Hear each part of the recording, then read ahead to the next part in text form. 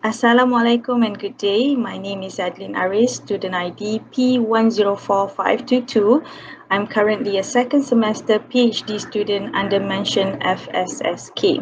My supervisors are Associate Professor Dr. Mirza Wati Mohamad, Dr. Arina Anis Azlan, and Dr. Hilwa Abdullah alias Mohamad Noor. So today I'll be presenting a topic titled Identifying depressive symptoms on social media among youth in Malaysia to prevent self-harm and suicide. So before I go into detail of the presentation today, I would also like to point out that I am actually at the stage of writing a proposal. So any kind of feedback, any kind of comments, or if you have any motivational words for me, please leave them in the comment section. Thank you very much. So let's begin. Okay, so as I have mentioned earlier, this is my topic, identifying depressive symptoms on social media among youth in Malaysia to prevent self-harm and suicide. So before I go into detail of the presentation, I would also like to tell you the motivation behind this study. Why did I want to carry out this study for my PhD topic? All right, so this is a newspaper cutting from Malay Mail. As you can see, the headline says Sarawak teen jumps to death hours after asking Instagram friends if she should kill self. So this young girl, she uploaded a poll onto Instagram story saying, really important, help me choose D or L. So at that point of time, a lot of her friends did not know what D meant and what L meant. Okay, so hours after her body was found, her cousin uploaded like an announcement on this girl's Instagram account saying, just now you guys voted for D and this happened. Happy now? So this girl was actually crying for help, I believe, on Instagram, trying to get the attention of a lot of people, trying to help her before she decides whether she should die or live. And sadly, a lot of people voted for D. And we have another case in Malaysia as well. Malaysian athlete Ayrton Lim found dead after leaving cryptic message. So what did he say in his digital suicide note, I would put it? He said, it has been a wonderful 19 years and I'm grateful if you're part of it. Thank you. So again, according to what you see on the left, that is the visual that was left by this athlete. He used a very, I would say, a picture with very dark and moody or broody like colors, and some would say that, oh, this might be an appreciation post, but actually, in the end it proved otherwise. He actually took his own life hours after he uploaded this onto his Instagram story. And the last one, this happened actually this year, just recently in November. Okay, so this girl, she is an Insta famous in Bali. As you can see from the headline, Insta famous Bali meninggal dunia lepas terjun hotel.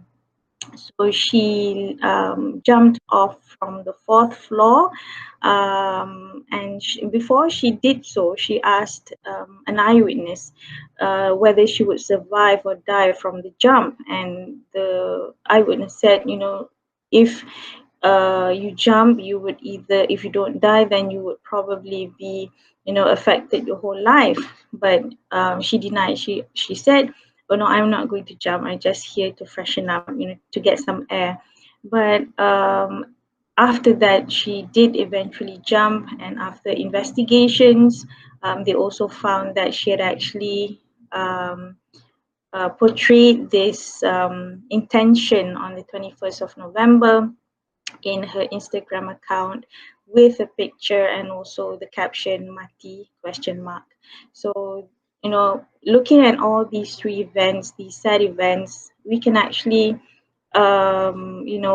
predict, or we can identify subtle hints that someone is actually going through stress or going through depression, but we need to carry out a study to prove that it does happen, and that we can actually, identify these subtle hints or symptoms.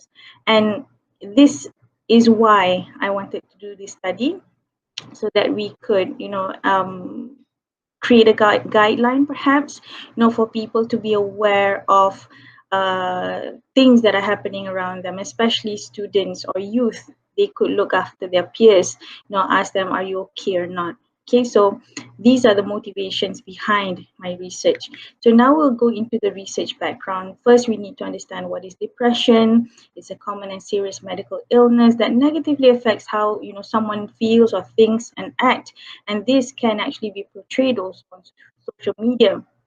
Okay, so before anyone is actually diagnosed with depression, they would have to go through a diagnostic evaluation, usually done face to face, okay, through interviews and physical examinations, and in some cases also a blood test, because they would like to see whether is it a thyroid problem, is it a vitamin deficiency problem, so they could have medical intervention.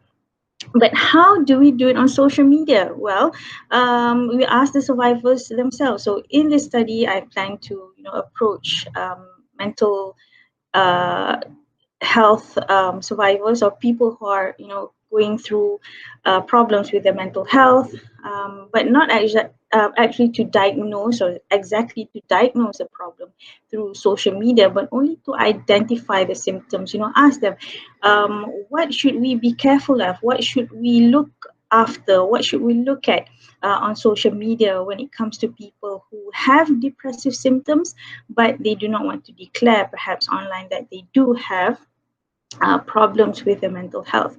So what were the theories used in past literature? So in previous literature, when talking about depression, suicide, or self-harm, they use a lot of interpersonal theory of suicide. But in this particular study, in my study, I plan to use coordinated management of meaning.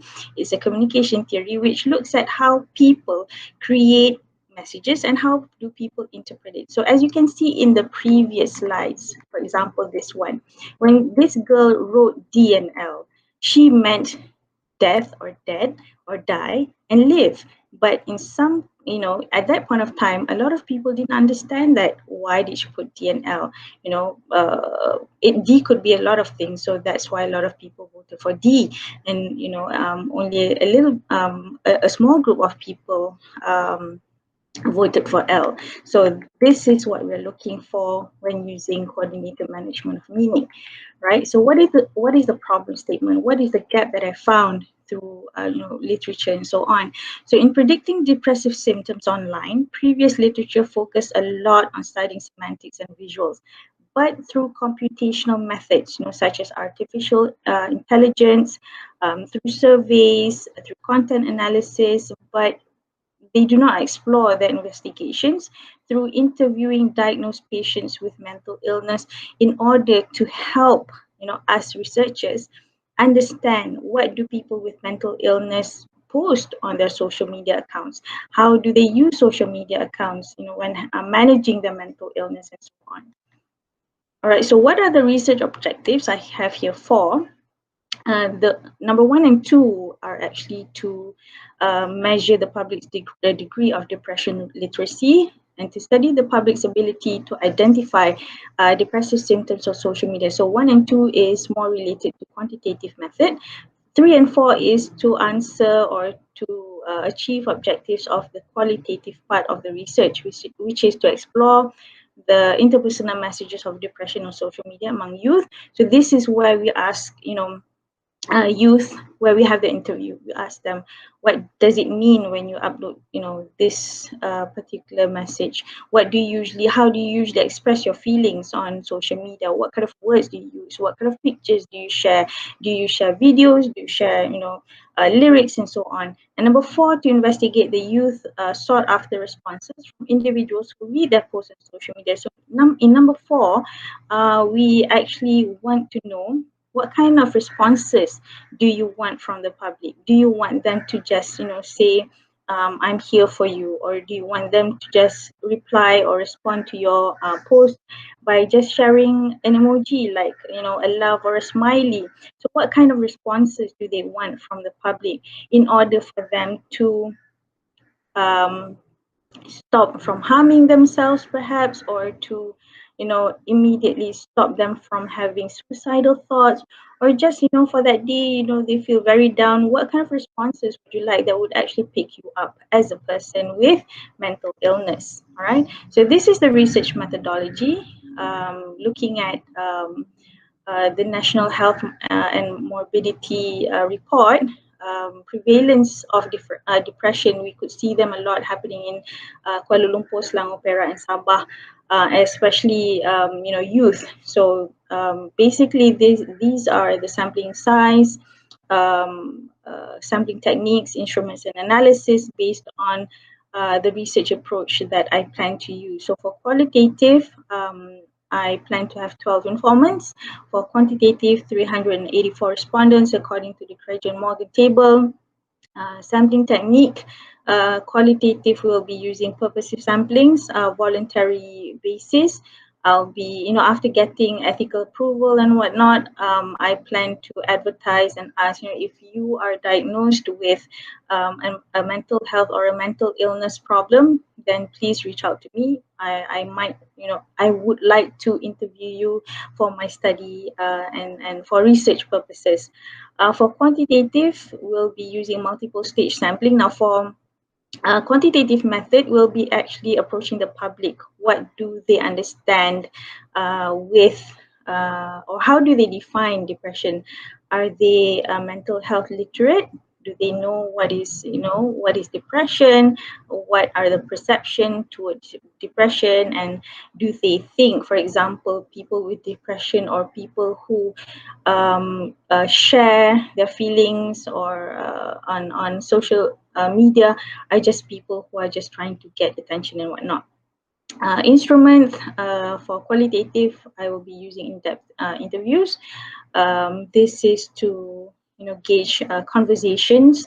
And why isn't this done in a focus group discussion? Because it means a lot of privacy.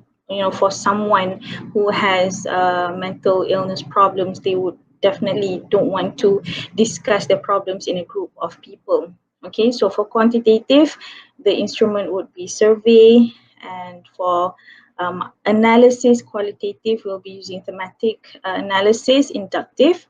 We'll look at, study all the transcripts and so on, and from there we'll look at similar repetitive patterns.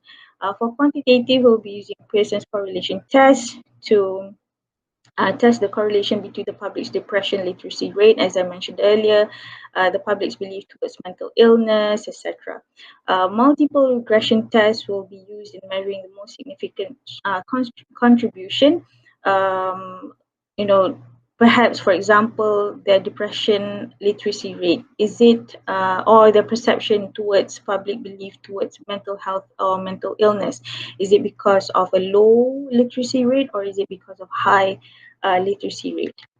Okay, so now we're going to results and discussion, and obviously I don't have any results yet, but these are predictions of what will we expect from the results. Number one is a research tool and questionnaire. Guided by the qualitative approach, which is the findings from the conversations or in-depth interviews. And from the in-depth interviews as well, we plan to create a communication guideline for social media users, especially among youth, when interacting with individuals or their peers who portray depressive symptoms on social media. So, this is, just something interesting that I would like to share with all of you. A few days ago, I attended an online webinar talking about the decriminalization of suicide. So amongst the discussion during the webinar was a lot of the panels agreed that the public needs to be educated. They need to have mental health literacy. And how do we do that? Most definitely through education. And I would like to contribute my part by creating this communication guideline, especially for social media users, on how to manage or how to communicate with individuals who might, actually have depressive symptoms, either diagnosed or not, on social media, so that we could, actually prevent these people from taking their own life, like what happened in the three previous events that I showed earlier in my slides. Okay, so conclusion. Again, I would like to recap that previous studies looked at predicting depressive symptoms on social media by using content, by analyzing content through artificial intelligence, as well as content analysis. But it is more than that. Actually, we need to go deeper by interviewing people who are diagnosed with mental illness, so that we go through what's going on in their minds and so on. Findings from previous study actually does help me a lot in providing an outline and understanding of the knowledge gap and what we could further elaborate on, especially in terms of methods and theories. So this study proposes to focus on how youth create and narrate interpersonal messages of depression on social media. So we look at how do they use, visuals, or how do they use words, or how do they use lyrics to express themselves, and subtly hinting that I need help, because honestly, I am a lecturer and I follow a lot of my students on social media, and they do this, without them realizing that they're actually looking for help. Some do it very directly. A few days ago, I had this student who said, I need help. Her caption was, I need help, with a picture on Instagram, a photo in black and white. So I immediately reached out to her and asked her what's happening, and she said that everything, during this pandemic, everything is so very overwhelming for her. She just started out a new job. She feels overwhelmed by her new boss's expectations and so on. So I believe that mental illness is a problem that the society has to work together with. It's not only on, it's not only the government's responsibility, it's not only the NGO's responsibility, but as an individual in the society, everyone needs to do their part as well. So we look forward to the contributions and impact of this study, especially in creating a better communication world. Post pandemic, especially, a lot of people are going through um, a lot of hardships. People are retrenched. Even youth are affected by this, especially online classes. Everything is turning 360 degrees for them. So we need to be there for them, and I hope this study could actually help that, or contribute a small part in getting people to overcome depression and help the public being more literate of mental health. So that sums up my presentation today. Thank you very much. If you have any questions, if you have any feedbacks, if you have anything to say at all for me, I would highly appreciate it, especially at this point of time, trying to complete my proposal and hopefully defend the proposal very well, successfully. Thank you very much.